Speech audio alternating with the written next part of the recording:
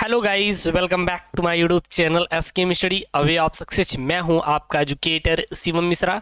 यार यहाँ पर ना लेके आए हैं क्लास 12th हिंदी का सिलेबस। जी हाँ, आप लोगों को सिर्फ एक ही चाहिए कि सर सिलेबस पहले बता दीजिए। वैसे मैंने एक बार सिलेबस बता दिया है, लेकिन इस बार क्या हुआ है कि सिलेबस में बहुत बड़ा बदलाव किया गया है।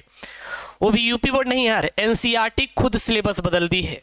अब कहेंगे सर एनसीईआरटी सिलेबस बदल दी तो क्या हमारा हिंदी का सिलेबस बदल जाएगा?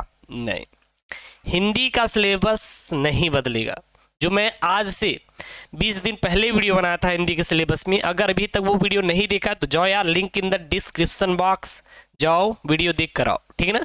वहाँ पे मैं पूरा का पूरा बहुत ही डिटेल में समझाया हूँ कि क्या कैसे आपका सिलेबस रहने वाला है, कितना आपको पढ़ना है, ठीक है ना। हिंदी वालों के लिए मैं सारा का सारा सिलेबस डिस्कशन किया हूँ, प्रॉपर तरीके से आपको मैं बताया हूँ।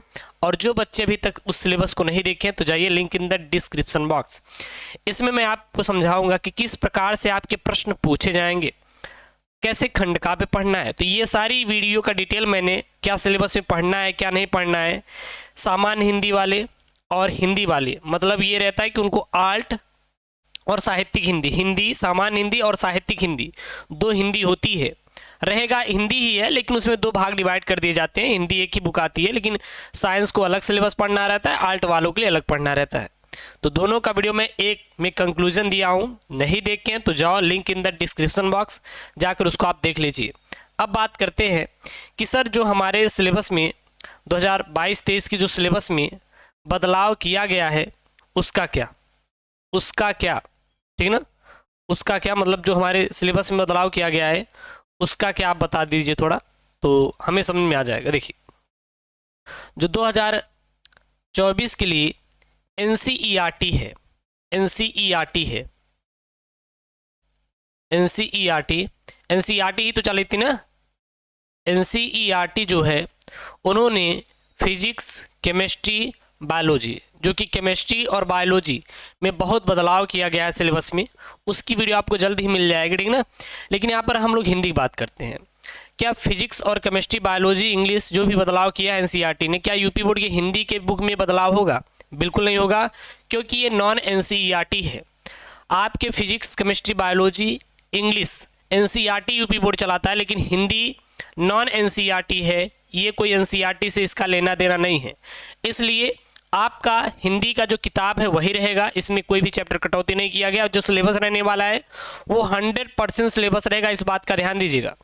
सिलेबस में किसी प्रकार की कटौती नहीं की गई, ठीक है ना। जो सिलेबस रहेगा वो 100% सिलेबस रहेगा और पूरा का पूरा आपको क्या करना है, पढ़ना है, ये आपको याद रखना है।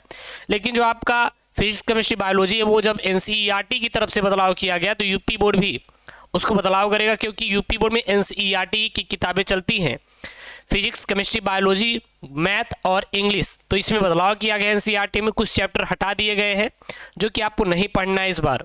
और ऐसा नहीं कि वो यूपी बोर्ड में रहेगा, वो यहाँ से भी कट जाएगा। जब उसमें बदलाव किया गया यहाँ पर भी वो बदलाव किया गया है, ठीक है ना। कोई नहीं, चलिए हम लोग मॉड्यूल समझ लेते हैं क्लास 12th हिंदी का कि कितना सिलेबस क्या रहेगा, कितना कहाँ से पूछा जाएगा। तो सबसे पहले मैं आपको बताना चाहूँगा जो ये मैं सिलेबस यहाँ बता रहा हूँ, ये माध्यमिक शिक्षा परिषद उत्तर प्रदेश के द्वारा जो नवीन नया पाठ्यक्रम है उसके आधारित बता रहा हूँ। 100 नंबर का आपका क्या रहेगा, पेपर रहेगा, ठीक है। और 100 में से आपको 33 नंबर आपको न्यूनतम पूर्णांक चाहिए, किसके लिए, पास होने के लिए। अब कहेंगे कि सर अगर हम हिंदी में फेल हो जाए तो क्या सभी विषय में पास हो जाएं? तो हम फेल हो जाएंगे, बिल्कुल फेल हो जाओगे। अगर हिंदी में फेल हुए तो सभी विषय में फेल हो जाओगे। अगर हिंदी में पास हैं, अन्य किसी विषय में आप फेल हैं, कोई बात नहीं, कंपार्टमेंट का एग्ज़ाम देना है। कंपार्टमेंट का एग्ज़ाम देने के बाद उसको आप पास कर लीजिए, आराम से आप पास हो जाओगे। तो इसके लिए बहुत ज़्यादा चिंता नहीं करना है, वो मैं आपको बता ही दूंगा। तो देखिए, इसमें दो खंड रहेंगे, खंड क और खंड ख। हिंदी, साहित्यिक हिंदी, सामान्य हिंदी, दोनों का सेम टू सेम पैटर्न रहेगा। सबसे पहले खंड क की बात करें तो 50 नंबर का रहेगा। यहाँ पर अगर देखेंगे तो हिंदी गद्य का विकास और काव्य साहित्य का विकास, यहाँ से आपके क्या रहेंगे भाई साहब, आपके 10 अंकों का बहुविकल्पी रहेगा। 10 नंबर का क्या रहेगा, बहुविकल्पी रहेगा। यदि आप जो लेखक हैं और कवि हैं वो किस युग के कवि हैं, ठीक है, उनकी प्रमुख रचनाएं और उनकी प्रमुख कृतियाँ याद कर लीजिए।